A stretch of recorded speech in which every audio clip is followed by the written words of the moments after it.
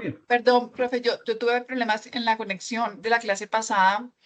Lo que usted le estoy escuchando es, ¿vamos a reforzar lo del tema de indicadores de la clase pasada o este es un tema O nuevo? sea, es un tema nuevo, pero vamos, de alguna manera también está linkeado, ¿cierto?, a lo que se habló la semana pasada y también la anterior, ¿ya? Pero profundizando un concepto en particular y algunos otros elementos también que son importantes de también incorporar. En algunos casos usted tampoco lo manejaba. Claro.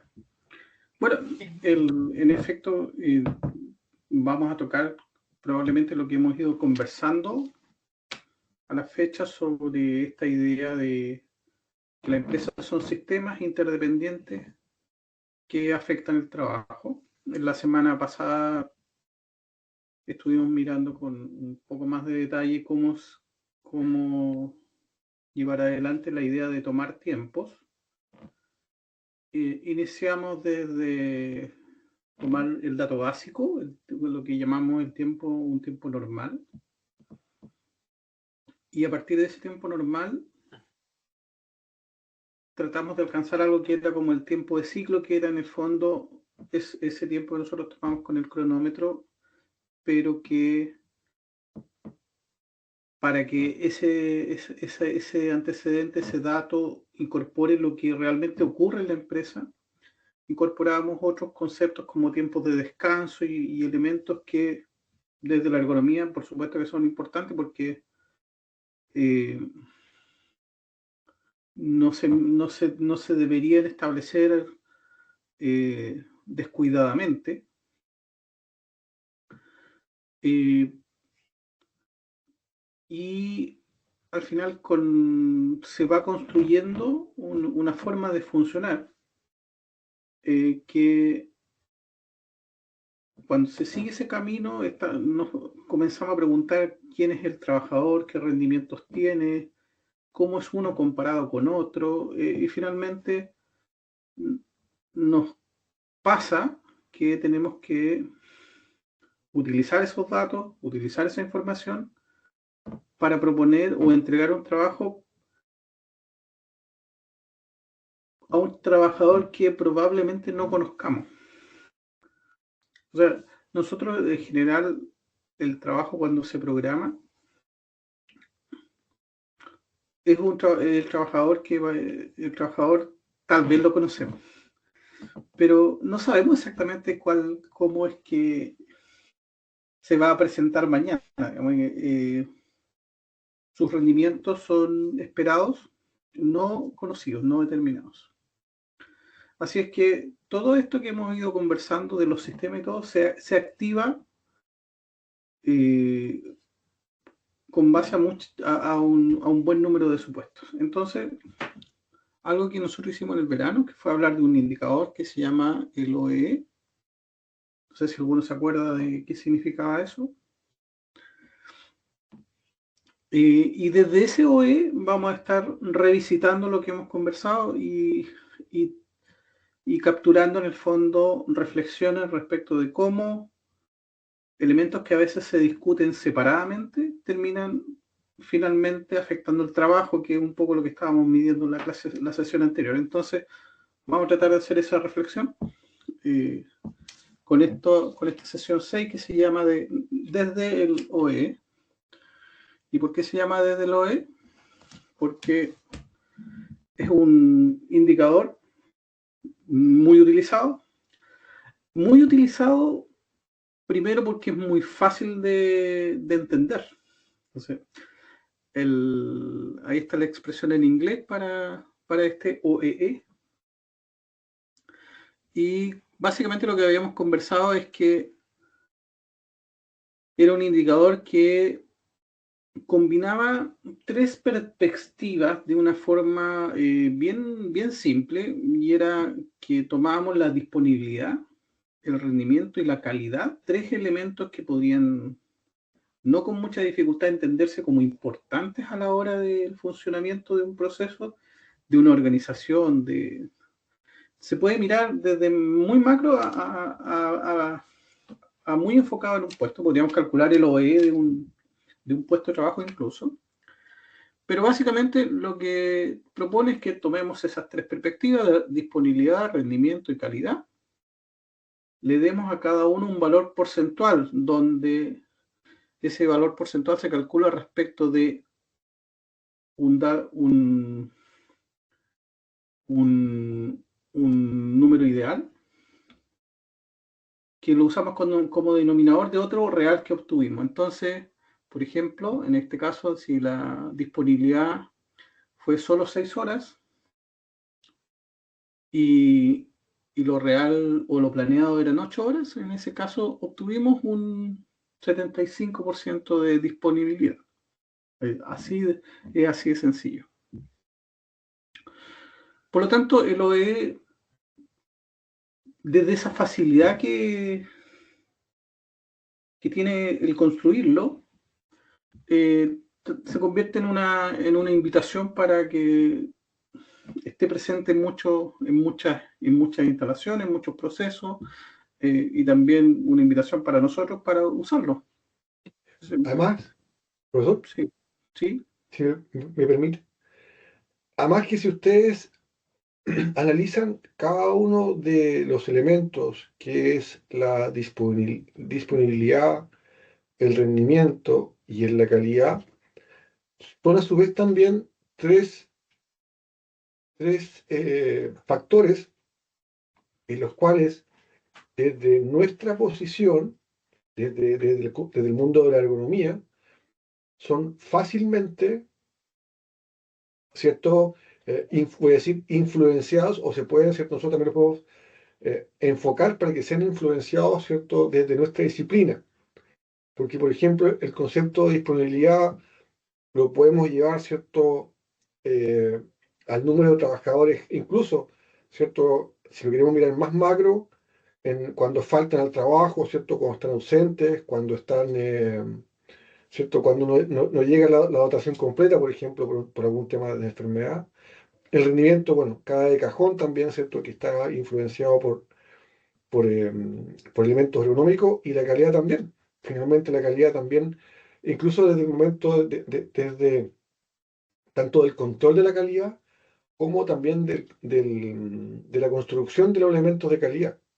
¿Ya? Entonces, la posibilidad que existe de influir en cada uno de estos aspectos es sumamente interesante desde el punto de vista de nuestra disciplina. Y por cierto, probablemente los tres elementos, o sea, primero convencernos de si son o no esos tres elementos. El OE nos propone que son esos tres. Y nosotros lo vamos a aceptar pensando que es como difícil agregarle otro, pero agregar otro elemento tampoco sería muy complicado, o sea, sería cosa de también multiplicarlo. O sea, agregar un cuarto elemento, saca el porcentaje y lo multiplica. Ahora, Claro. evidentemente, cuando le agrego otro factor, el indicador general inmediatamente lo resiente y baja el valor mucho, porque algo que con lo que inicia lo es que lo perfecto es el 100%. Por lo tanto, a llamar la atención, yo observo valores menores al 100%, tome una decisión respecto de en qué punto me comienzo a preocupar.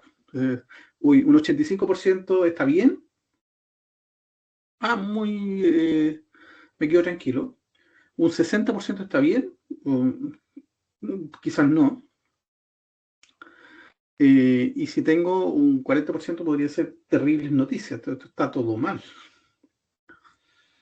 Ahora, esto de la disponibilidad, el rendimiento y la calidad, si ustedes lo piensan,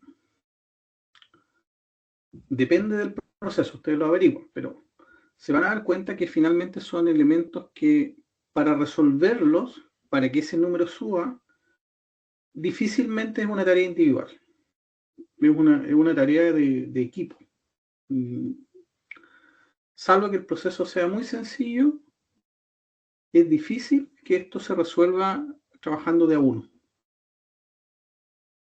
Y de ahí comienza entonces esto de la interdependencia, porque el análisis es sencillo, pero salir de un número, hacer que pasemos aquí, como en el ejemplo, del 50%, pasemos al 60%, puede ser de verdad complejo, y seguramente si el proceso es complejo, los porcentajes de avance sean cada vez más reducidos. O sea, yo para poder avanzar en un proceso sencillo probablemente pueda plantearme pasar del 50 al 70 sin terriblemente complicarme demasiado. Me refiero a lo general. Pero si el proceso es complejo, probablemente mis logros sean pasar del 50 al 52 con mucho esfuerzo. Así es que esta síntesis de medida va tomando entonces este efecto de cómo es que vamos evolucionando en el proceso. Consulta, Ahora, a lo que, sí, perdón, Reina. No, si los que están acá, o sea, logran identificar que hay una posibilidad desde nuestra área de intervención.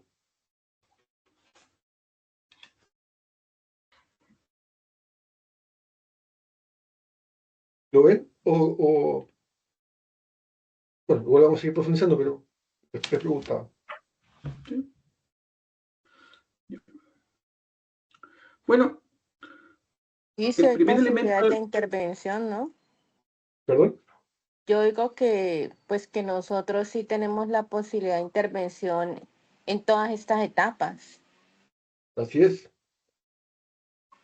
en O sea, todas, En sería súper todas, sí. interesante, por ejemplo, en el caso tuyo, Sandra, en el tema de la caña, yo creo que hay millones de posibilidades ahí de intervención y de poder calcularlo como una línea base, Ujú. ¿cierto? Y a partir de ahí ir construyendo qué elementos yo puedo modificar para que me vaya aumentando. Y en algunos claro. procesos, y en algunos procesos aumentar un par de porcentajes en términos económicos puede tener un impacto gigante. Claro. Sí, así es. Este perfil que está acá es, por supuesto, ficticio y no dice cuál es el proceso, pero eh, fabricar ladrillo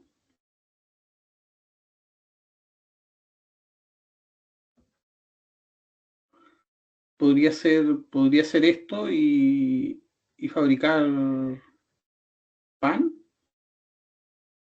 podría ser totalmente distinto. Y también en el año 1 al año 3 también puede haber un cambio de este perfil. Eso, esta mirada de qué es lo perfecto, qué es lo que hace el mejor de que yo conozco. A todo esto, no sé si ustedes recuerdan que cuando yo me comparo con el Por mundo, los, eso se llama benchmarking. Sandra, ¿De qué me- ¿quieres comentar? sí, o por Sandra, ¿quieres los comentar? meses, digamos que yo voy a Vamos. decir que también por los meses o rendimiento según las horas de trabajo. Pues lo pensaba como pues por lo que yo hago, que es lo del corte de caña. El claro, rendimiento es muy variable acorde a las horas y meses del año en que se realiza el trabajo. Por eso en otros países digamos que se trabaja por zafra, o sea, por algunos meses del año, y acá es todo el año continuo. Pero ya hemos hecho pruebas como por horarios de trabajo y se ve los cambios en rendimiento, pues. perfecto, Sandra. Un poco de eso va. O sea, que si yo logro entender o tipificar que determinados meses tienen un perfil, determinadas horas del día tienen un perfil, determinadas semanas del mes tienen determinado perfil, o determinados equipos de trabajo tienen distintos perfiles, eso me da, al existir diferencias de perfil, me da la posibilidad de yo tomar decisiones internamente, pero también me ofrece la posibilidad de mirar hacia afuera. O sea, el benchmarking trata de que yo identifique quienes hacen algo semejante a lo mío y yo me informe de ojalá sean amables con eso y me den información respecto de cuál es su perfil. El OE da como es fácil de llevar a todos lados, es fácil también entonces de compartir información, aunque como comentábamos recién, luego el descubrir cómo hacer los cambios es realmente el verdadero problema. O sea, esto es una buena forma de mostrar distintos momentos de funcionamiento, pero descubrir cómo hacerlos uniformes, homogéneos o razonables siquiera, es el gran desafío. Ahora, entonces tomemos esta idea de que son estos tres elementos como punto de partida. Disponibilidad, rendimiento y calidad. Esos son los componentes del OE. Ahora, la disponibilidad. Ese es el primero de los elementos. Como decía el profesor, la disponibilidad tiene que ver mucho con el ausentismo. O podríamos decir que es una forma de disponibilidad. Pero solo para conocerlo, el solo trabajo de la disponibilidad ha sido una preocupación que ya lleva más de 100 años de desarrollo.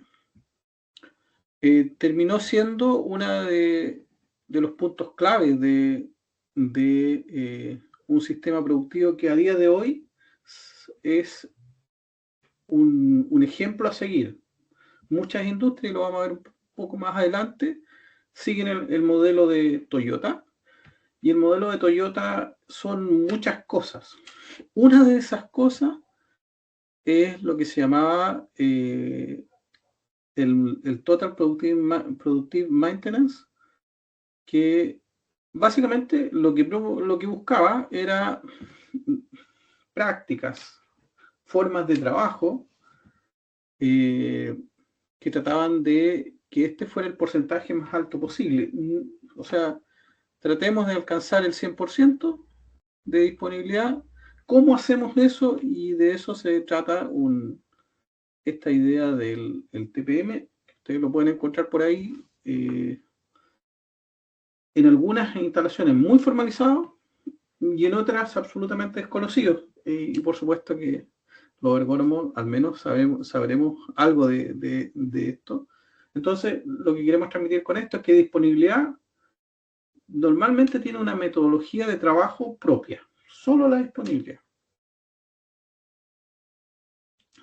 Y eso es lo que permite entonces que se llegue a una cifra, el cómo yo voy resolviendo esas metodologías de irme preocupando de cuál es la disponibilidad, cómo se llegan a esas horas de tiempo disponible. Hay modelos estadísticos, mucho trabajo de equipos grandes en esto. Después de la disponibilidad está el rendimiento. Y aquí una pregunta para ustedes. Dado que un poco lo conversamos, para un poco revisar qué nos fue quedando. El rendimiento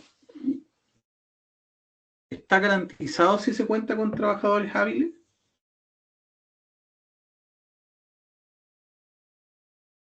¿Qué dicen los ergónomos? Sí, yo digo que sí. O sea, ¿mantendrán siempre ellos el mismo rendimiento a pesar de todo? No, a pesar de todo, no, pero sí puede haber un rendimiento diferente. Inclusive hay empresas que tienen clasificados los trabajadores como, digamos que unos que son más ágiles o los de, por ejemplo, los más lentos, Así es, un poco de eso impacto hablábamos. en el rendimiento. Claro, y en ese caso yo tengo un rendimiento esperado en base a cuáles, a los más hábiles, los más lentos, ¿o cuáles? Los más hábiles. Ah, el rendimiento lo calculo en base a los mejores. Sí. No, yo digo que El, no, que es en base a los que tienen menos rendimiento. el peor caso, otra forma, ¿sí? ¿Y qué harán las empresas? Es que yo digo que lo ideal sería lo que dice María Paz, tener en cuenta los de bajo rendimiento, porque si no ellos se van a exigir mucho más para alcanzar a cumplir la meta, pero las empresas, o sea, no sé, yo pensaría que las empresas lo hacen teniendo en cuenta es los más rápidos, si este pudo, pues los otros pueden, algo así. Ah, muy bien. Depende mucho de la industria. Por ejemplo, la construcción, el concepto es hay que andar al ritmo del más lento. Porque así es el que marca el ritmo en la construcción. Es un dicho popular nomás. Sin embargo, nosotros un poco lo revisamos la clase pasada y decíamos que había un TN, partíamos de un TN. Tiempo, ¿cómo llamamos este T sub N? Siempre normal, profesor, ¿no? Tiempo normal. ¿Y qué era un tiempo normal?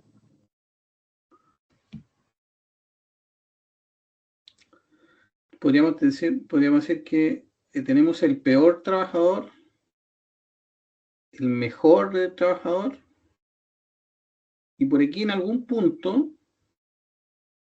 teníamos el típico. Y eso lo asociamos como a tiempo normal y que en el fondo estadísticamente podríamos decir que es la moda. O sea, Como el promedio o la moda, sí. no el promedio, porque lo terrible del promedio, como es aritmético, es que es justo a la mitad entre el peor y el mejor, digamos. Ah, ya. Pero la moda, como son de individuos, son de aquellos que tenemos más. O sea, nosotros efectivamente cuando hacemos capacitación y todo el tipo de trabajo, nosotros tratamos de que un número mayor de personas tengan la menor variabilidad posible en el resultado, sean lo más iguales posible. Y puede ser que yo no logre el mejor desempeño, pero sí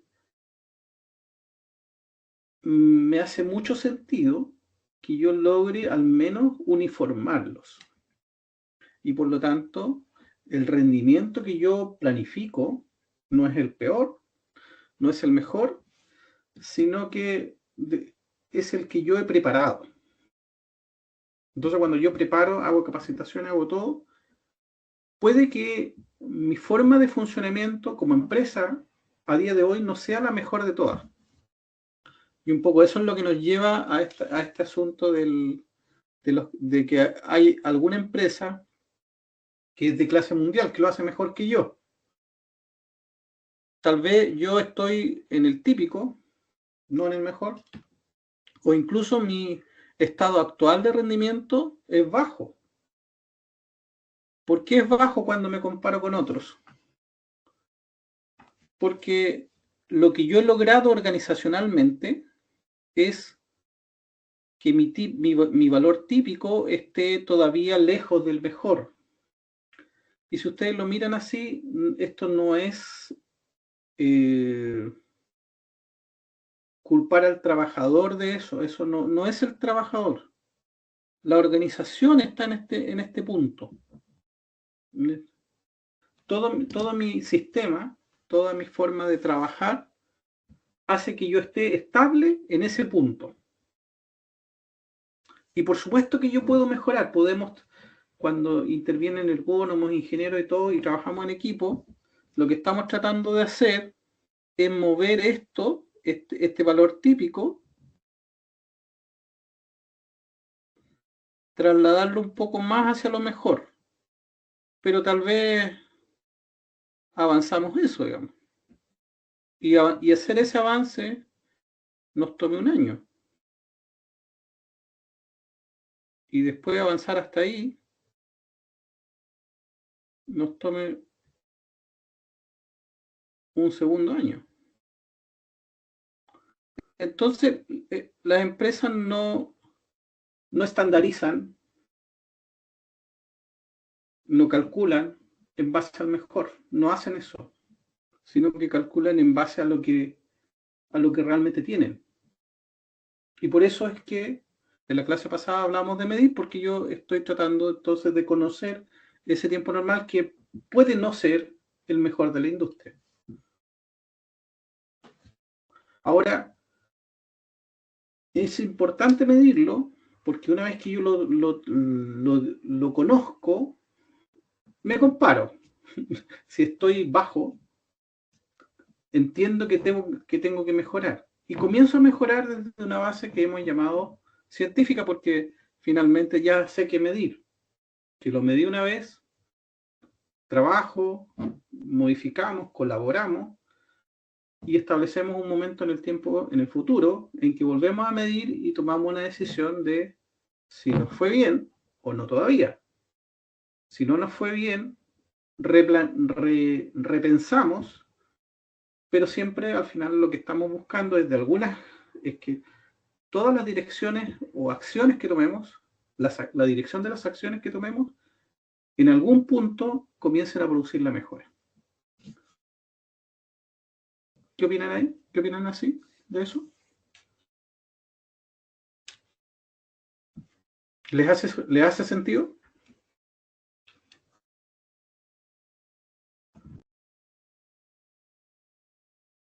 La pregunta es también, ¿quién hoy día está haciendo eso?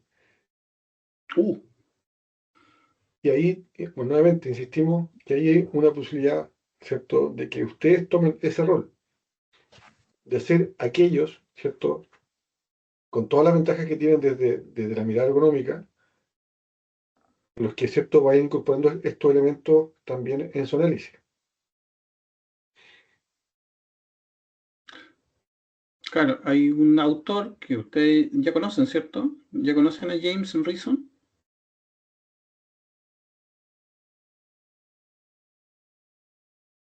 Es que yo digo que sí me da pues sentido, pero que en ocasiones pues no es así, digamos en empresas.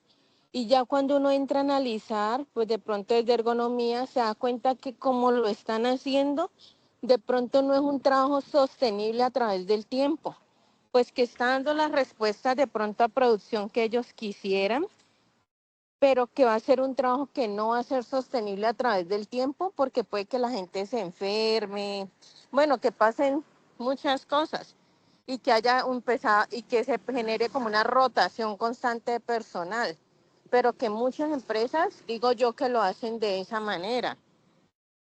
Y, Entonces tiene y muchos clientes posibles. no, claro, pero ahí también, Sandra, es interesante que si tú lo aplicaras bajo el concepto de lo OEE y pusieras, ¿cierto?, esta mirada de la ausencia o de la enfermedad dentro del concepto de disponibilidad, gráficamente tendrías pic, ¿cierto?, de alta productividad que debieran venir después, ¿cierto? Y que va a impactar positivamente al OE, pero que después va a bajar ese indicador. ¿Por qué? Porque tu disponibilidad va a bajar. Porque tienes menos gente disponible para hacer el trabajo, por el concepto, ¿cierto?, de ausentismo. Entonces, eso es lo interesante de esto, cómo, ¿cierto? Yo subo un parámetro a costa, en este caso, ¿cierto?, de un concepto de disponibilidad más baja en el largo plazo. Y eso es lo importante de poder evaluarlo y medirlo hoy día. ¿Ya? Porque Bueno, tú puedes discutir. Ya, perfecto. Apliquen rendimiento, ¿cierto?, en base a lo que ustedes quieran. Pero mirámoslo de esta forma. Disponibilidad, calidad y productividad. En un plazo determinado, 6 meses o como tú indicas, ¿cierto?, los plazos que la misma empresa tiene. Y así evalúas también cuáles son los costos de cada uno, ¿cierto?, de estos aumentos o bajas del indicador OE, ¿cierto?, que te va a integrar esos tres elementos. de acuerdo. Bien, en este caso estábamos entonces un poco reflexionando sobre cómo miramos el rendimiento en particular, ¿cierto? Yes.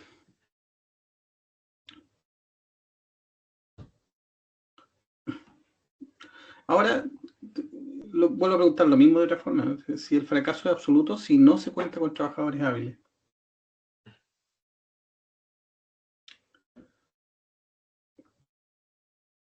Si se fija, acá preguntamos si teníamos el éxito garantizado, si son hábiles. Ahora parece que sí. Si hemos visto aquí pasaron cosas y en realidad hay un trabajador normal, pero también hay algo más acá. Y por eso lo preguntamos del otro lado. El fracaso absoluto si no se cuenta con trabajadores hábiles.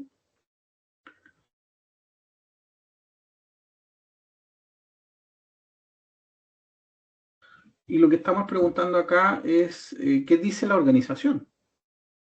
¿La organización de alguna forma impulsa al trabajador a un rendimiento? ¿Cómo pasa eso?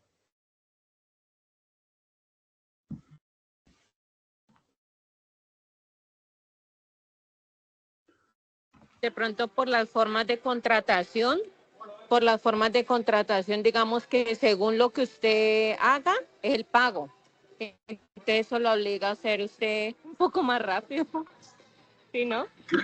De acuerdo, pero ¿y qué pasa si no le entrego las herramientas, si no le entrego el equipamiento, si no hay materia prima, si el turno está descoordinado?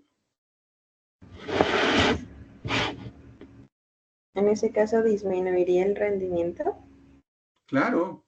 O sea, en el fondo, el rendimiento no es solo el trabajador, y es un poco lo que estamos tratando de capturar, que el rendimiento no es solo lo que la persona hace, si bien muchas veces se trata de mirar así y probablemente se generen malos momentos, porque eso de culpar a las personas, ¿cierto? Te puedo culpar porque ayer nos fue pésimo, no logramos el rendimiento. Entonces ustedes son todos malos. Pero siempre pasa así, porque habrá casos en que trabajadores no tan hábiles, jóvenes, animosos, bien guiados, bien apoyados, bien coordinados, bien motivados, de todas maneras tengan un buen resultado. No son los más hábiles porque son nuevos, pero hay otros factores que hacen que funcione todo bien, para no pensar en el lado que sale todo mal.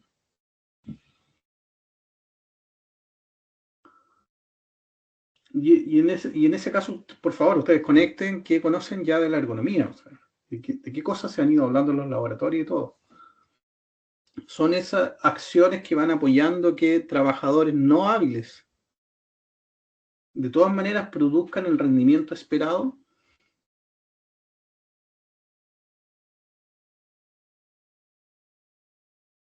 Entonces, ¿cómo se enfrenta esto de lograr el rendimiento esperado?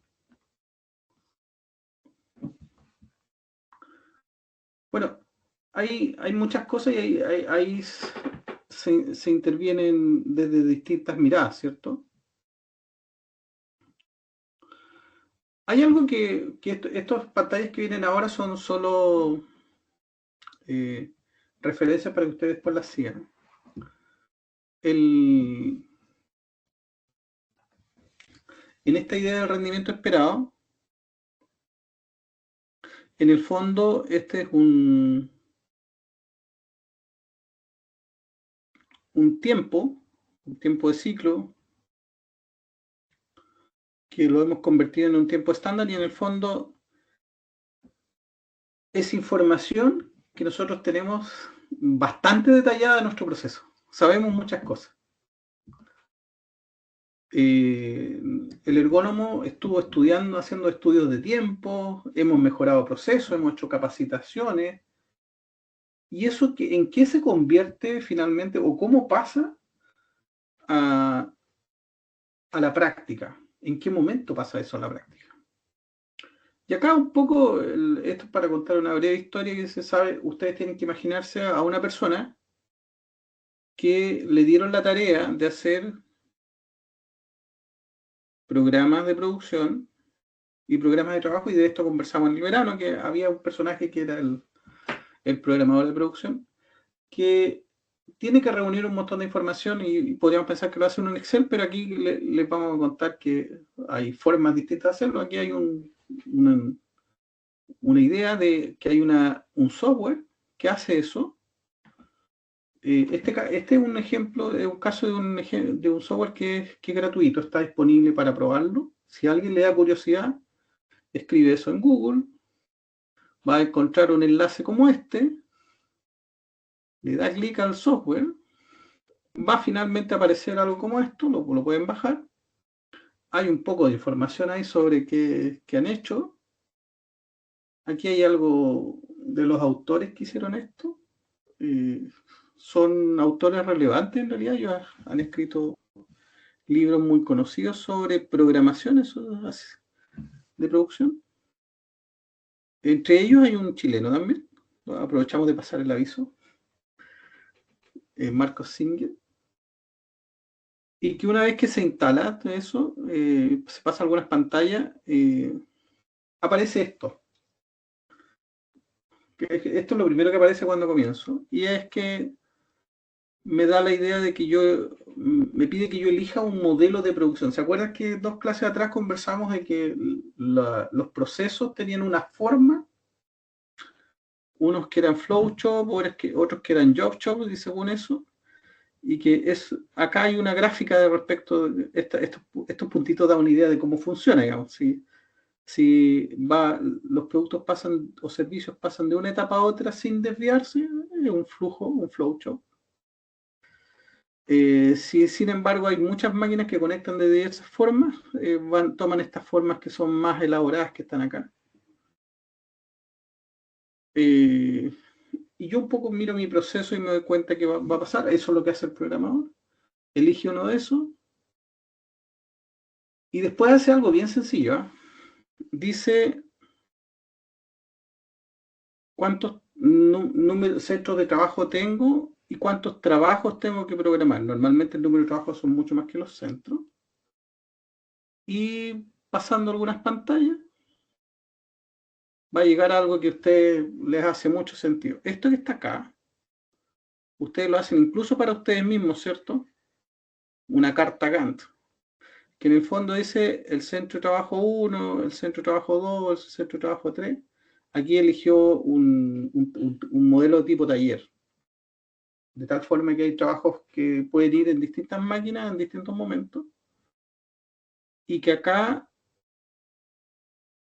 el software, alguien eligió una regla, dijo resuélvelo por el tiempo más corto, y le dio esta solución. No fue difícil hacerlo, a condición de que él indicara cuál era la lista de centros de trabajo y cuál era la lista de tareas, y que entre los datos que fue entregando el tiempo que tomaba hacer cada tarea, que en el fondo es lo que nosotros estudiamos. Nosotros estudiamos los trabajos y los tiempos de tarea para finalmente que el programador lo informe en un proceso como este y finalmente obtenga un calendario. Y aquí es cuando se materializa lo que pasa en un día. O sea, alguien dice, van a funcionar 5 centros de trabajo, cada uno funciona como ya lo conocemos, hubo capacitaciones y esto se convierte entonces en el rendimiento. Les quiero decir con esto que este es el rendimiento calculado en realidad. O sea, cuando yo voy a probar el OE y calculo el rendimiento estándar, mi 100%, no es algo tan inflexible como que se establece desde un estudio y lo tengo que cumplir todos los días. No realmente. La verdad es que cada día ese 100% puede ser, esa base de 100% puede ser 8 horas, 7 horas, 15 horas. Todo depende de este programa. Y por eso algunas láminas atrás yo le decía, no necesariamente el buen o mal rendimiento depende de las personas, porque en general depende mucho más de cuál es el programa. O sea, esto es lo que decía el programa. por decir cualquier cosa, aquí en esta lista acá aparecen 8 métodos. Y puede ser que nosotros tengamos habilidad como equipo de trabajo para trabajar con el método 6, pero si yo voy y programo después por este otro, por el método 2, esto funcione de una forma tal que el equipo ya no es hábil y programan un 100% y logran 60%, y esto se convierte entonces en 60% y eso no era bueno. En cambio, con ese otro método logran 90% con SPT. Programado como SPT, logran 90% y programados como EDD.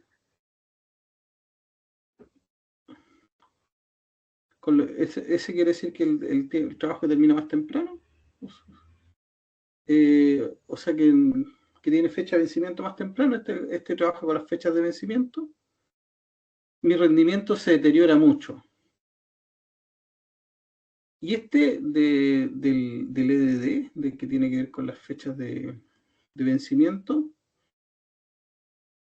efectivamente el programador sabe que tiene peor rendimiento, pero por razones contractuales, por distintas cosas, tal vez no tiene otra alternativa, tiene que programarlo así.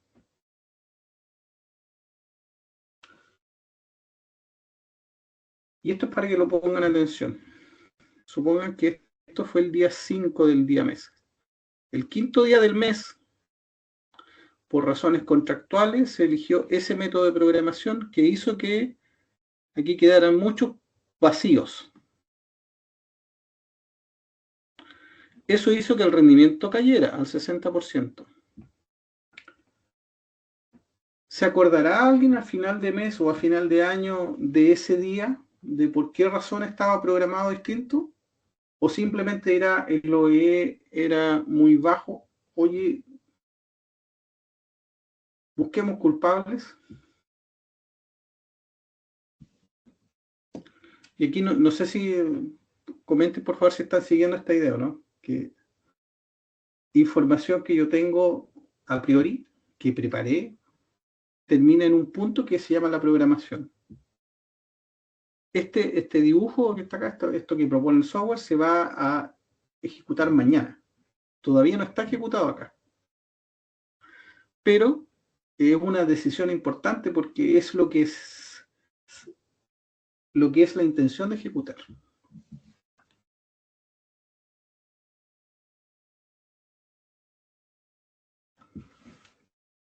Entonces, a la pregunta de cómo inciden los estudios de tiempo en las decisiones de programación, aportan información, ¿cierto?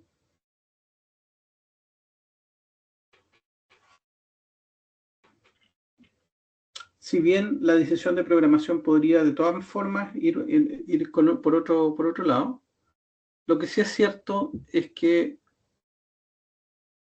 se puede cometer otro gran error acá, y es que estos tiempos no sean ergonómicos. O sea, ¿cuál es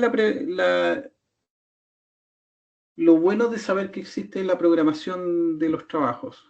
Es que alguien va a utilizar, para encontrar esta solución, va a utilizar esa información.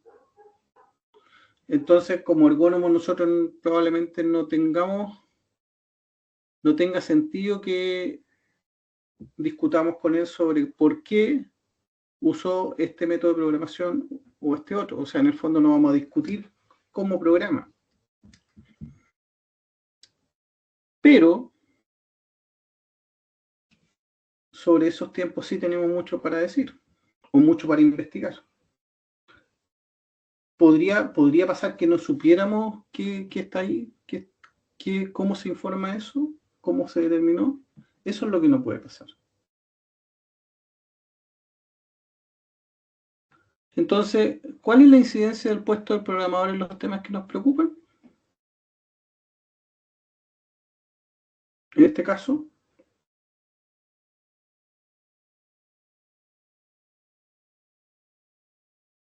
estamos hablando de rendimiento, ¿eh? Estamos hablando del ítem de rendimiento. ¿Se acuerdan que La pregunta que está atrás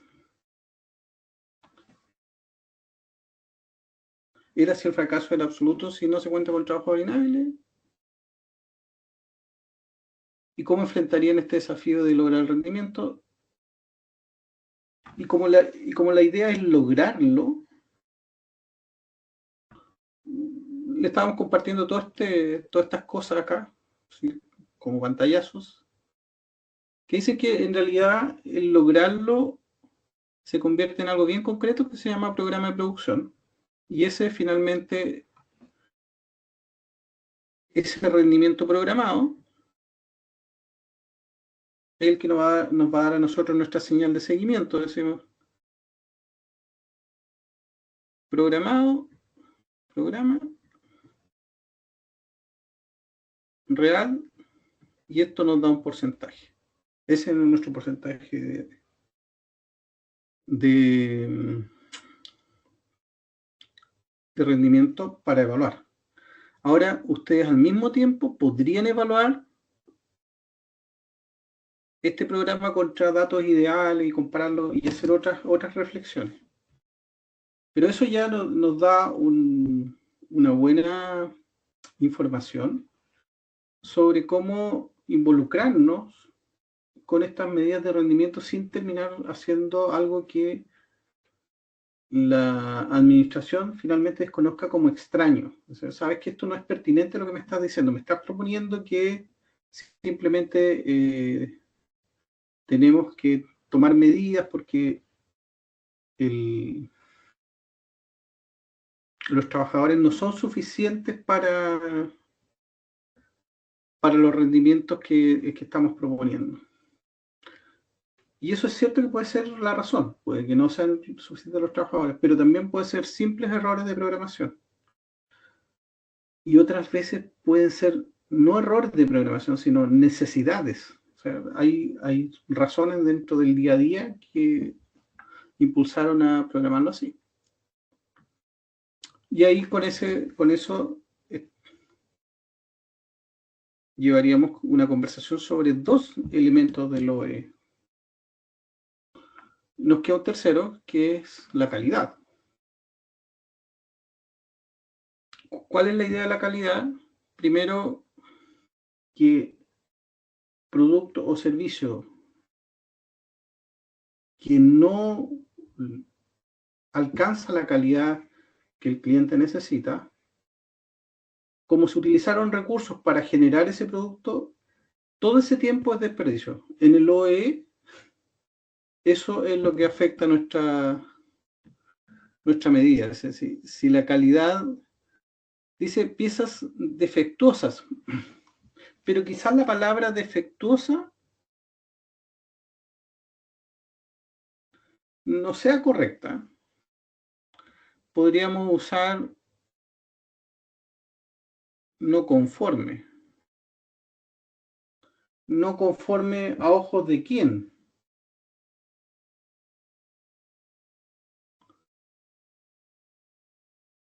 Siempre es a ojos del cliente. Si el cliente acepta el producto, la calidad es correcta. Si el cliente no lo acepta, la calidad no es correcta. Y eso es un problema gigante a la hora de pensar en producción, porque más de alguno pensará el producto, hoy yo soy un experto, no sé, soy experto en pan, a propósito de fabricar pan. Y por lo tanto voy a plantear que la calidad del pan sea conforme a mi expertise. Podría ser que a los clientes no les guste el pan que yo como experto llevo a la producción. No, a los clientes les gusta el pan de una señora que en realidad lo único que ha hecho en la vida es pan. A todos les gusta el pan, pero nunca ha estudiado cómo se hace. Le enseñaron a hacerlo así, nunca pensó si había un mejor método o no, pero tiene éxito. Para el cliente, esa es la calidad correcta. Una calidad sin ninguna ciencia, pero que cuenta con esa preferencia. A diferencia de un pan industrial muy bien reflexionado, que tiene etapas de, no sé, de frío para eliminar bacterias. Ese pan podría no tener, o sea, podría tener una definición de perfecto según quien realiza la producción, pero no tener ninguna llegada con su cliente. Ese pan es no conforme.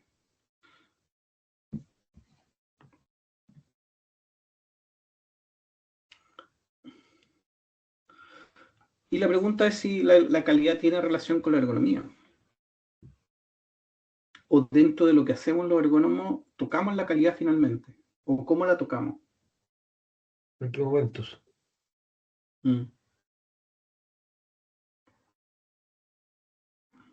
¿Cómo Hay intervenimos en la calidad? claro. O sea, de una uno ya visualiza dos momentos. Al menos dos momentos.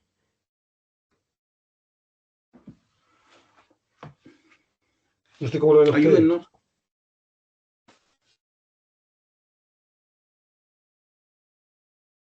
Todo esto Laura. si lo planteamos desde el punto de vista, Laura. Perdón. Sí, digo, yo considero que sí, porque, pues digo, de alguna manera, ya sea, no al 100%, pero si intervenimos dentro del proceso, a lo mejor no de los 8 departamentos, por ejemplo, pero sí en uno, y vamos como que poco a poco conformando pues la intervención de la ergonomía en todo el sistema, ¿no? Pero sí tiene gran relación.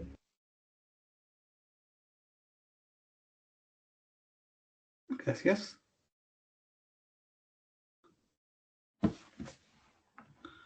¿Alguien que haya participado en procesos o en implementaciones de gestión de calidad? ¿Que podría contarnos su experiencia?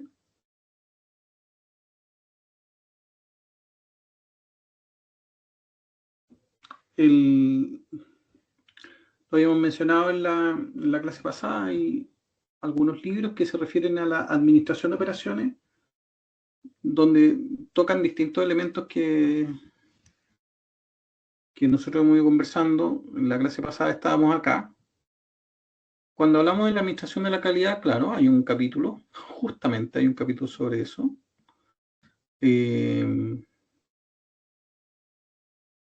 Así como hay otros que tienen que ver con, por ejemplo, la disponibilidad, pero también con otras buena cantidad de elementos que finalmente terminan por incidir en el rendimiento. Pero ahí la calidad está. Y hay libros que están especializadísimos en calidad. Acá hay un ejemplo, digamos. Todo lo que se refiere a este enfoque, sobre todo cuando lleva una perspectiva más bien estadística, podríamos considerarlo como el enfoque más occidental. Pero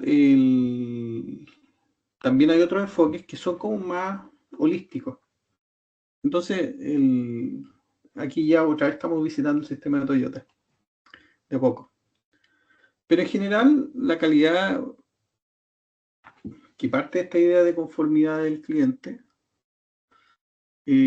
termina de alguna forma por involucrar diversas ideas. En lo más básico, estos elementos que están acá, que son 5, es la mirada más básica que hay, porque dice ideas que son intuitivas en el sentido que si yo tengo mejor calidad, tengo mejor precio. Si yo tengo mejor calidad, tengo menor costo. Si yo tengo mejor calidad, tengo la preferencia de los clientes. Si yo tengo mejor calidad, tengo menos desperdicio, por lo tanto soy más productivo. Y si yo tengo mejor calidad, mi trazabilidad, mi comprensión sobre cómo realizo cada etapa es mejor. Pero eso es el punto de partida. la cantidad de calidad que yo necesito termina siendo un problema, porque lo estábamos conversando recién. ¿Cuánta calidad necesito?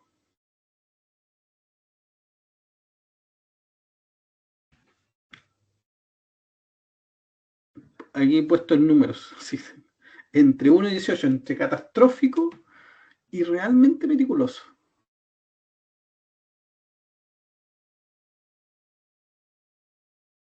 Y acá hay palabras interesantes, porque esta dice justa, aceptable, buena, muy buena, excelente, excepcional. Y esto otra vez trata de definir lo que estamos conversando.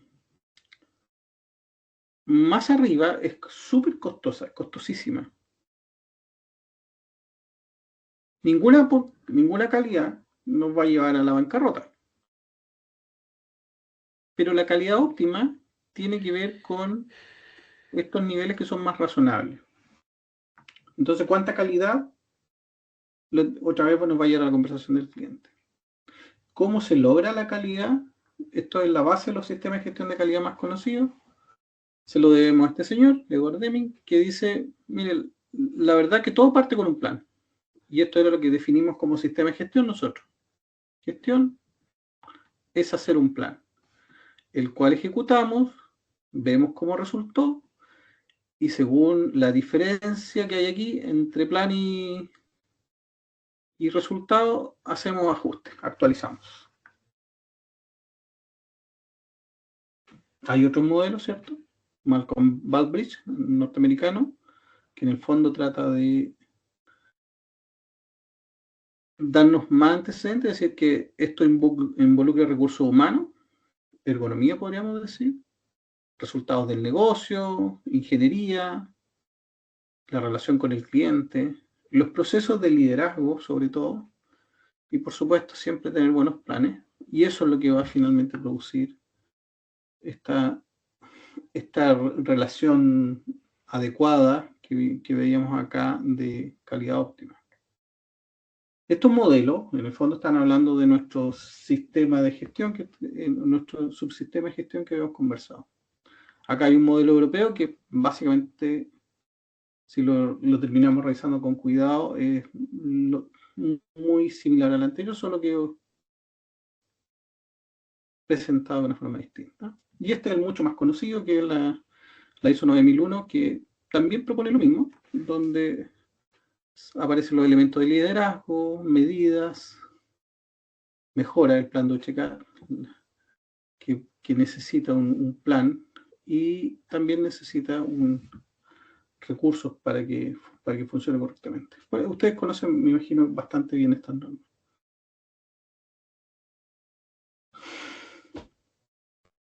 ¿Y se acuerdan que mencionamos el método científico? Este lo mencionamos porque tiene que ver un poco con lo que hacemos nosotros, y es que a pesar de que existen estos entornos de sistemas de gestión y todo, a la hora de trabajar vamos a tener que medir, y aunque esto parezca muy, muy básico, siempre vamos a necesitar esto, definan un problema, y desde ahí hipótesis y las mediciones que nos lleven finalmente a proponer cuál es la decisión. El método científico es un poco lo que hemos estado proponiendo en este curso, en esta parte, y probablemente donde el OEE funcione mejor. O sea, si bien el OEE es un indicador que podría estar documentado en el sistema de gestión, a la hora de entender cómo funciona, es más probable que tenga que ver con esta forma de enfrentarlo. O sea, como yo al final tengo un número que tiene componentes y yo quiero mejorarlo, al final voy a terminar haciendo esa definición de problema, proponiendo una hipótesis y midiendo. Y no es raro que en ese caso, bueno, aquí está un poco distinto, pero el caso requiere este tipo de herramientas como esquemas, este tipo de espina de pescado, donde lo puedo mirar desde la perspectiva de cómo funciona, pero también lo puedo mirar desde la perspectiva de cómo falla. Esto tiene acá en este caso hay una metodología que se refiere a la sigla en inglés del estudio y análisis de los modos de falla, que en el fondo lo habíamos conversado a propósito de James Reason y el autor de Conklin, que decíamos que pensemos antes la forma en que fallamos también ayuda. Es como preinvestigar los accidentes, imaginarlo a las fallas posibles y mejorar desde ahí. Es otro enfoque que apoya la calidad. Si lo piensan, también apoya el rendimiento, también apoya la disponibilidad. De hecho, estos métodos de modos de falla están más originalmente desarrollados a propósito de la disponibilidad. Acá hay un poco más sobre ese método, pero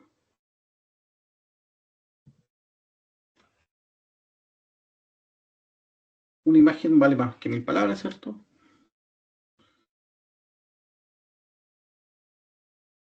Funcionar ordenadamente y no tan desordenadamente, ¿qué resultado predice?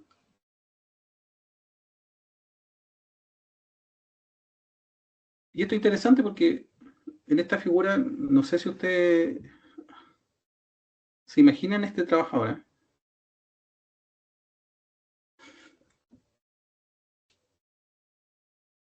Si trabaja así, acuérdense que él va a sentir que está bien, digamos. Yo así funciona. Y déjenme trabajar, digamos. ¿Podemos tomar este y convertirlo en este?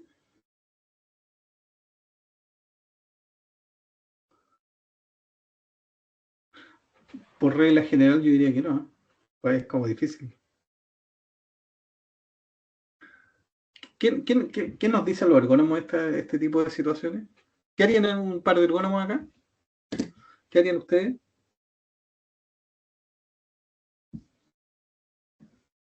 ¿Cuál tiene mejor OE? 5S, profe. ¿Qué dijo? 5S. Perdón, no le seguí el... 5 S. 5S. Correcto. Ustedes tratarían de convertirlo.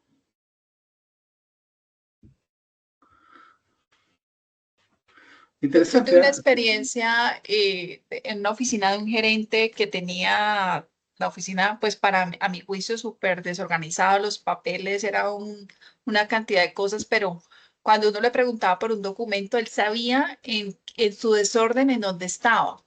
Entonces, no sé si es que cuando uno ve un puesto tan desorganizado, desde lo que uno observa, pues así mismo está la cabeza de la persona, ¿no? Pero también yo tuve esa experiencia y me sorprendí mucho porque en medio de eso que uno podía ver desorganizado, desordenado, esa persona entendía y sabía manejar su desorden. Entonces, pues no sé ahí cómo sería, porque uno diría, no, pues claro, el estar en orden voy a rendir más, voy a optimizar el tiempo, pues estar organizado funcionará mucho mejor, pero tuve esa experiencia, entonces ahí quedé yo como con el interrogante, ¿no? Si realmente puede ser así o la gente simplemente funciona y también es igual rinde, ¿no? Yo coincido con usted, por eso también tengo la interrogante. Yo creo que si trabajas solo no hay problema, pero si hay otra persona que tiene que acceder a la información, ahí yo creo que tendríamos problemas. Interesante. Y un poco eso podría ser que explique por qué tenemos esta preferencia. Porque al final nuestros métodos plantean esto. Y tiene que ver entonces porque el trabajo no es individual. Cuando trabajo solo o soy el jefe, es más fácil soportar este esquema, pero cuando trabajo con otros, se complica.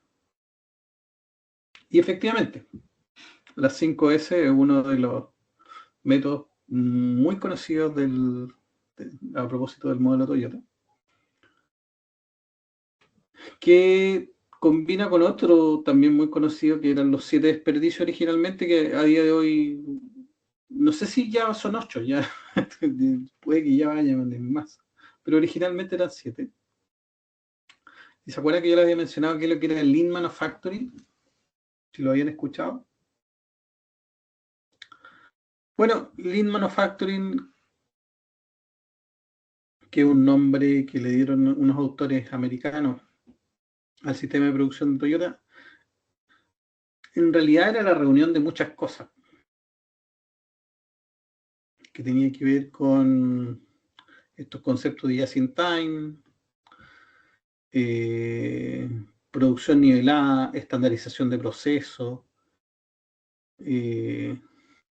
gestión de las personas, diseño del producto en sí mismo, la separación hombre-máquina respecto a cómo evalúo las paradas automáticas, que tiene que ver con el just in time también. Pero al final, una colección de cosas que acá en una lámina las capturamos para que les sirvan a ustedes de pista para explorar algún aspecto que les pueda llamar la atención. Por ejemplo, una de las cosas que incidía en la productividad, el cambiar componentes en un minuto, o sea, trataban de hacer reparaciones en un minuto con ayuda del propio operador. Acá, ya para ir viendo de cómo se aplican estos sistemas de Toyota, hay un caso de una empresa que efectivamente ellos aplicaron método Toyota y más o menos en una década les pasaron muchas cosas porque ellos fabricaban colchones y al principio les pasaba que estaban produciendo 200 colchones o estilos diferentes y eso ya era un problema. Tenían 160 unidades al día, una productividad de 8 unidades por persona, y eso fue su base. Solían tener inventarios de días de producción de 30 días y tenían 2 líneas de ensamblaje.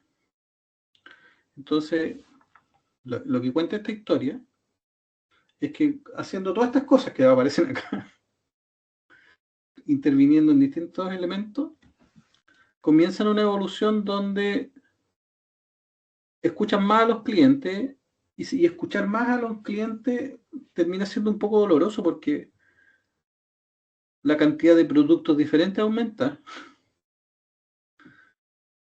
Imagínense lo que significaba el caos que significaba hacer 200 estilos distintos respecto a lo que son 850, eran mucho más distintos. Pero, ¿cómo lo logran con estos métodos? Ir de todas maneras aumentando la producción, porque básicamente uno de los buenos efectos de que se escucha a los clientes, a pesar de que se paga este costo de más variedad de productos, es que los clientes compran más y terminan de alguna forma impulsando la producción. Pero acá hay algo interesante que, a pesar de que los modelos son más numerosos, las unidades por persona, o sea, la productividad fue creciendo año con año, al punto que si se compara el inicio con el final, las mismas personas estaban produciendo más del doble.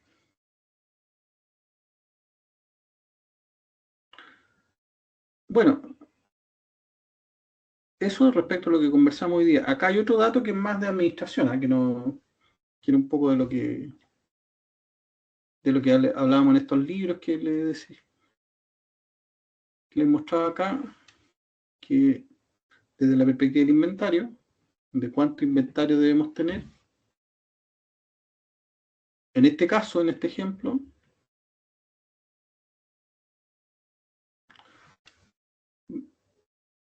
parece trabajar de una forma bastante más arriesgada porque originalmente ellos tenían 30 días de productos en inventario y hacia el final ya tenían solo un día, 1,5 días. Por supuesto, esto es una muy buena idea en 1997. En 2025, después de haber vivido una pandemia con ruptura de cadena logística y todo, ya no se mira tan igual, digamos, ya no se mira tan bueno eso. Lo que es interesante es que las líneas de producción finalmente terminaron siendo las mismas dos con las que partieron, pese a que en alguna época aumentaron a una tercera. Pero aprendieron muchas cosas. Ahora este artículo que les estoy mostrando acá y que muestra este ejemplo, lo que trata de hacer es de explicar ese método de Toyota respecto a cuál es su fundamento, cómo es que realmente funciona.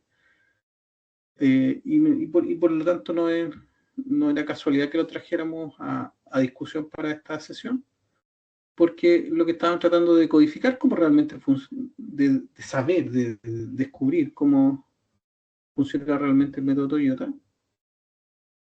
Aquí están los autores para que ustedes lo busquen. Y básicamente lo que estos autores descubren es que en realidad lo más esencial del sistema es que hay 4 reglas básicas. Y estas 4 reglas básicas tienen que ver con el método científico que estábamos conversando. ¿Por qué? Porque la primera regla es que todo trabajo deberá ser altamente especificado en cuanto al contenido. O sea, el cómo se hace es importante. Secuencia, cronometraje, resultado esperado. La segunda es que la conexión entre el cliente y el proveedor debe ser directa. En el fondo,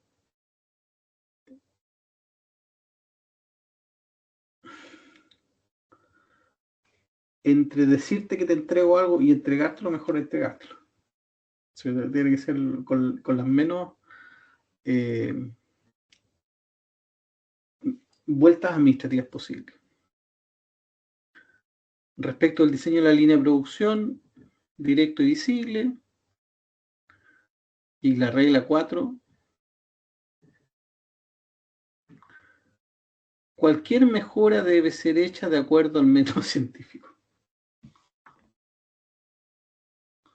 Método científico.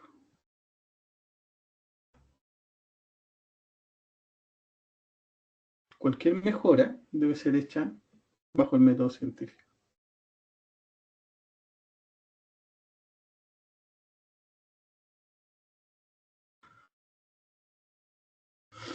Y acá nos cuentan un poco estos mismos autores cómo los trabajadores aprenden esas reglas.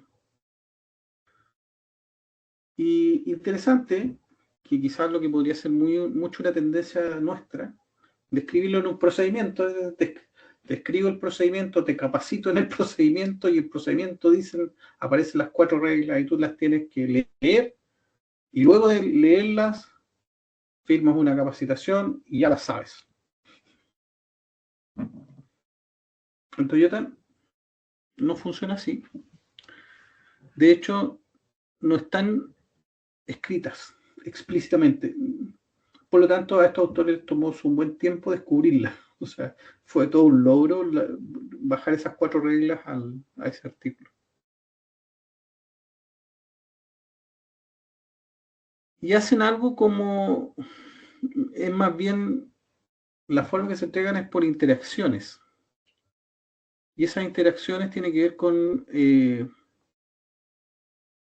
esto, de cuando el supervisor le enseña a una persona.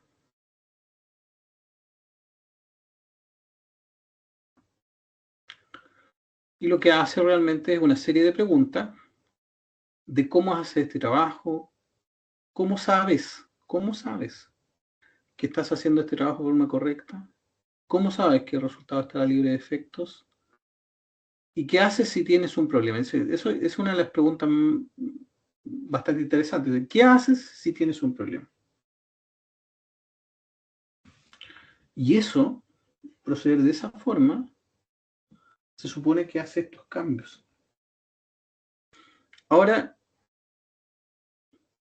la razón por comentarlo en esta clase es que esto viene de artículos de revistas de negocio sobre mejoras de procesos. Pero la pregunta para usted, ¿y qué piensan de este enfoque ustedes? ¿Lo considerarían ergonómico?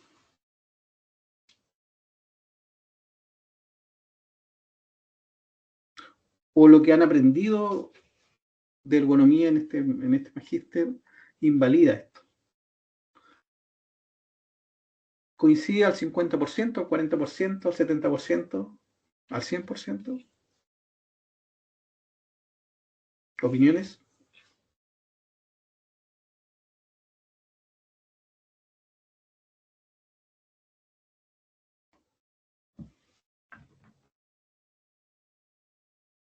Profesor, ¿qué me dice usted? Yo creo que aquí, mientras quizás recapacitan ellos, estaba pensando que cómo ha sido un poco la construcción de todo esto para finalmente, ¿cierto? Todo lo que tú acabas de exponer ahora, cómo finalmente va tributando, ¿cierto? Al indicador con el cual iniciamos la clase, ¿cierto? Y cómo a partir de estos detalles, de estas preguntas, también nosotros empezamos a entender, e insisto en el concepto, de cómo podemos ir aportando a cada uno de estos elementos, incluso en cada una de estas preguntas también. Porque solamente y ahí te respondo la pregunta, tu pregunta, también entender, ¿cierto? El cómo ellos van respondiendo a cada uno de estos elementos, cómo hace este trabajo, también te va abriendo por las posibilidades, como decir, mira, aquí intervengo, aquí ataco, esto está mal, esto está bien, aquí replanteo, ¿cierto? Nuevamente la forma como estoy produciendo, o como estoy capacitando, o como la gente está entendiendo también el proceso. Entonces, finalmente, ¿no?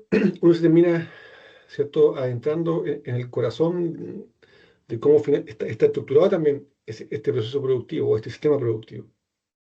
O sea, de ahí, por lo menos para mí, de la importancia de todo lo que hemos hablado hoy día, o este semestre. O sea, finalmente aquí es donde terminamos entendiendo lo que hablamos casi al comienzo, ¿cierto?, del semestre, cuando hablamos de los sistemas de trabajo que finalmente terminan acá, en este punto, Sí. con este indicador. Ya, acá tenemos un caso ficticio de estudio.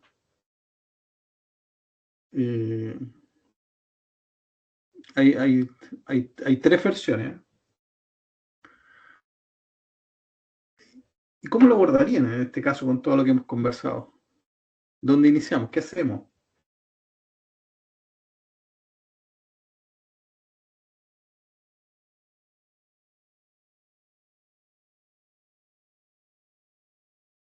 En el fondo la pregunta, ¿y nos serviría el OE aquí? ¿Podríamos partir ahí?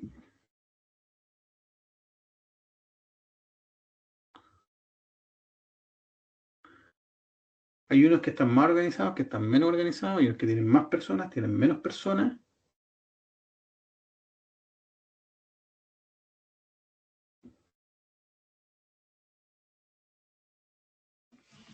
O sea, di Por que ejemplo, este sería como línea base, sin duda, al principio de. claro.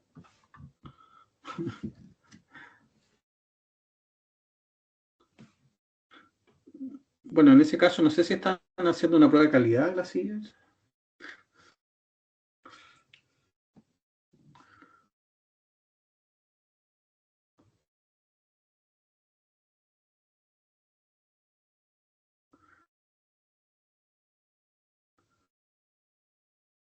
¿Trabaja solo?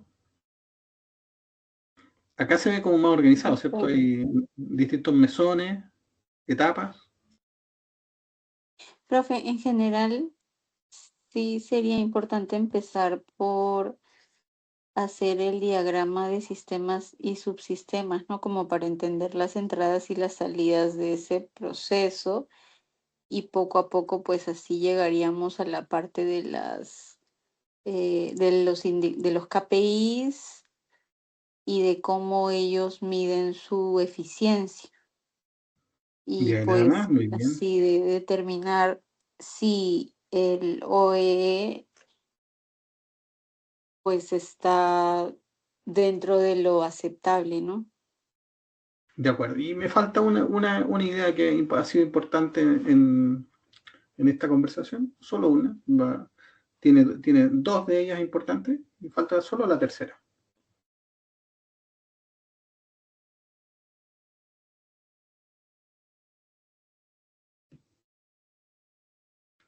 ¿Cómo fue que se logra la mejora? ¿Cuál es la regla 4 del sistema Toyota?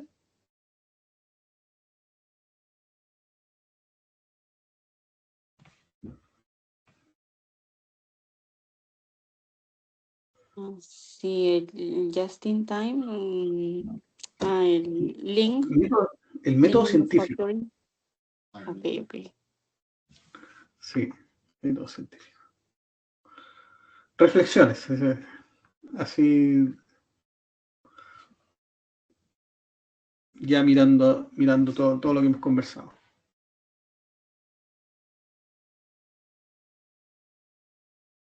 Para mí, profe, la reflexión es que muchas veces estos temas los aprendemos como parte directamente del proceso productivo. Lo digo porque mi experiencia mayormente ha sido en producción, en manufactura, pero sí existe una relación con la parte de ergonomía si uno lo analiza o lo detalla como usted lo está mostrando, ¿no? Normalmente cuando yo lo he aprendido desde el enfoque de producción, pero ya haciendo el match con todo lo que usted nos ha enseñado, o sea, sí hace sentido y es aplicable a lo que nos dedicamos, ¿no? La parte de ergonomía. Sí, concuerdo.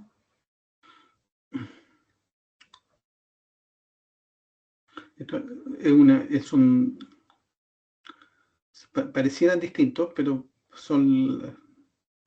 es finalmente la misma base lo que estamos mirando. Es importante porque la ergonomía nosotros siempre partimos de la idea del equilibrio.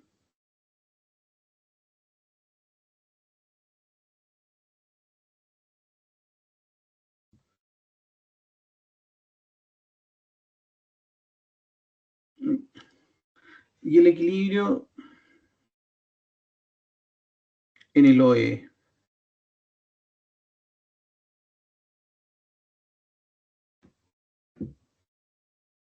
¿Dónde va? Y voy a hacer perdón por simplificarlo así, pero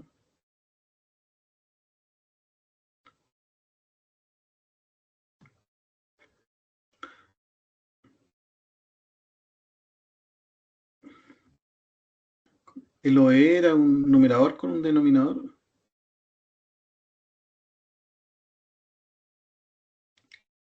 Multiplicado por 100. Eso nos da.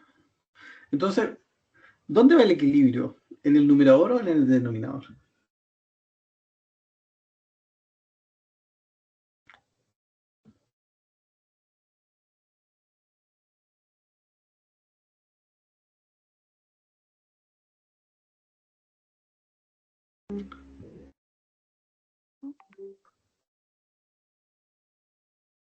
Lo real está en el numerador y lo programado en el denominador, entonces creería que está en el numerador.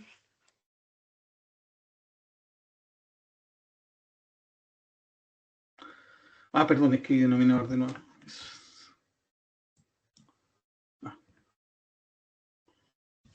No, lo que quería escribir acá es plan.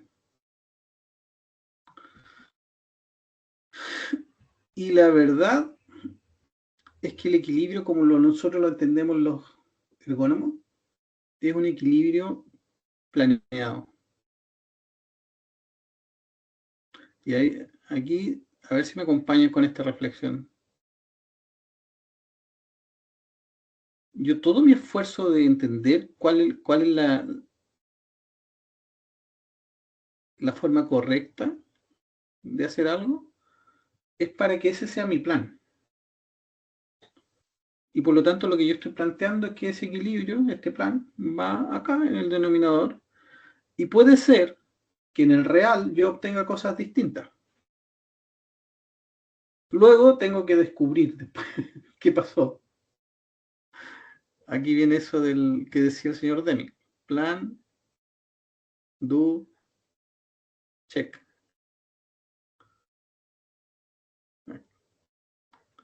Tengo que ir resolviendo esta ruedita. El real, ¿cierto? Tiene que ver con lo que yo verifico que ocurrió luego de la acción. Y yo tengo que actuar para mejorar mi plan, pero el equilibrio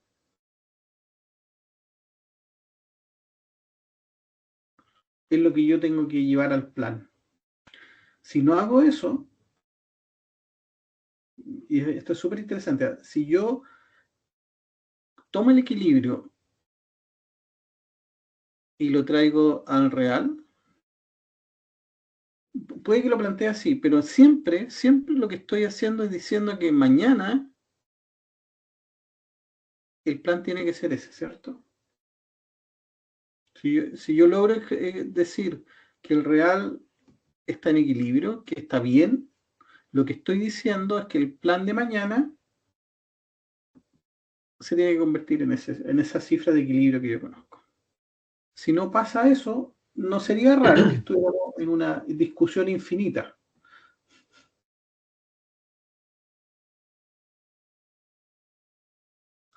Ahora puede ser que ese equilibrio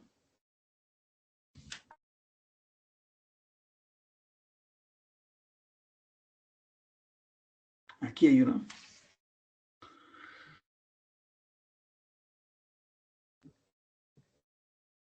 El equilibrio me produce eso.